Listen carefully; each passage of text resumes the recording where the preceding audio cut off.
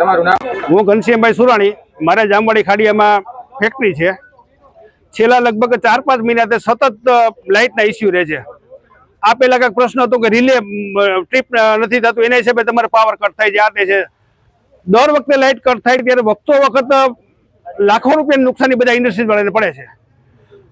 Jamwadi GIDC, Jamwadi Khadia, ઉર્જા, તુલસી 2 દરેક જગ્યાએ પ્રશ્ન છે.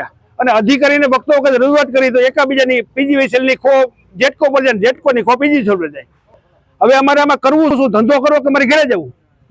અમે આજે જામવાડી જીઆઈડીસી અને તુલસી ફીડરમાંથી આવી છે. બધા ઔદ્યોગિક એકમ વાળા જ છે બધા માણસો. હવે છેલ્લા 1 મહિનાથી કન્ટિન્યુ તકલીફ છે. દિવસમાં 2 વાર ટ્રીપિંગ આવે, ક્યારેક 3 વાર ટ્રીપિંગ આવે. ગઈકાલ આખું 66 kV સબસ્ટેશન બેસી ગયું. ત્યાં સુધી જેટકો વાળા એમ કહે છે કે પીજીવીસીએલ નો ફોલ્ટ છે, પીજીવીસીએલ વાળા કે જેટકો નો ફોલ્ટ છે. ઓલી કેવો જેવું કરે છલક છલાણું ઓલી ઘરે બાણું, બરોબર? મારું નથી ને તારું નથી, તો બિલ લેવા કોણ આવે છે? બરોબર. હવે છેલ્લા 1 મહિનાથી આ તકલીફ છે. ફોન કરી તો ફોન ઉપાડતા નથી અને કન્ટિન્યુ સતત સવારે 7 થી બપોરના 12 સુધી તેમ સમજો ને લગભગ વોલ્ટેજ પૂરા આવતા જ નથી. કા વધારે આવે કા ઓછા આવે, બરોબર? તો રોજ અમારે કારખાના હલાવવા, વેપાર કરવો કે જીબી વાળાના પૈસા બપા કરવાના. આજે રજૂઆત કરવામાં આવી. બરોબર. આજે અમે રજૂઆત કરવા માટે પીજીવીસીએલ કચેરીમાં ગયા હતા.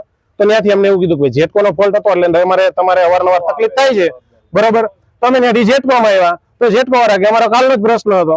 તો આમાં પ્રશ્ન કોનો છે? એકબીજા ઉપર ઉઠાડે છે કે ભાઈ પીજીવીસીએલ નું છે, જેટકો વાળા કે પીજીવીસીએલ નું છે, પીજીવીસીએલ વાળા કે જેટકો નું છે.